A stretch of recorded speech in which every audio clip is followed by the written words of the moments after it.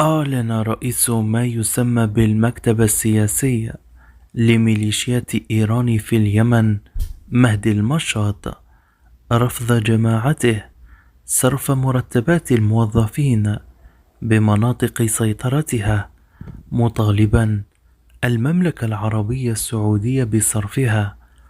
وقال القيادي المشاط إن صرف مرتبات الموظفين في مناطق سيطرة ميليشيا إيران ليس مسؤولية جماعته، بل مسؤولية المملكة العربية السعودية وسمو الأمير محمد بن سلمان. جاء ذلك في خطاب له عشية ذكرى 10 للانقلاب ونكبة 21 من سبتمبر المشؤومة التي تصفها الميليشيا السلالة. المشاط قال إن جماعته لن تظل مكتوفة الأيادي وستلجأ للحرب التي تفضلها وتسعى إليها لمزيد من الثراء الفاحش للسلالة على حساب أرواح اليمنيين.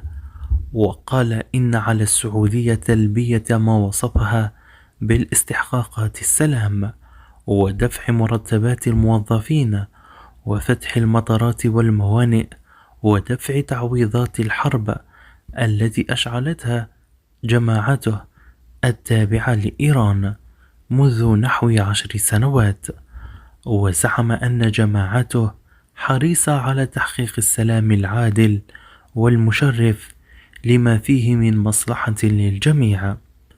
القيادي حذر من مغبة الحسابات الخاطئة ومراهنة البعض على احتمالات إبقاء حالة السلام إلا السلام والحرب، واستمرار التوجيهات العدائية ضد الشعب اليمني وتشديد الحصار عليه وتوجيعه وفقا وعرقلته وصرف مرتباته وفق تعبيره.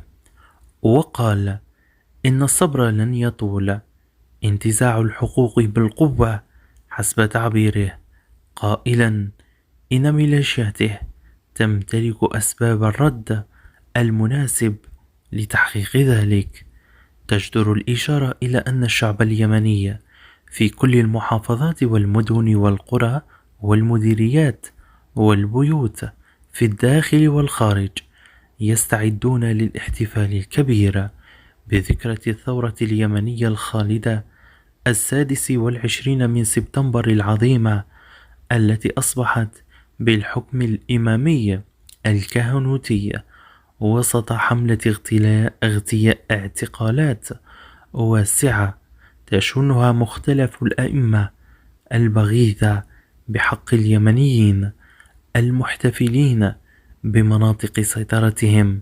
ومن المتوقع أن تنفجر الاحتفالات بشكل كبير بمناطق سيطرة الميليشيا الإيرانية، وتفشل السلالة في كبت ومصادرة فرحة اليمنيين بعيدهم المجيد.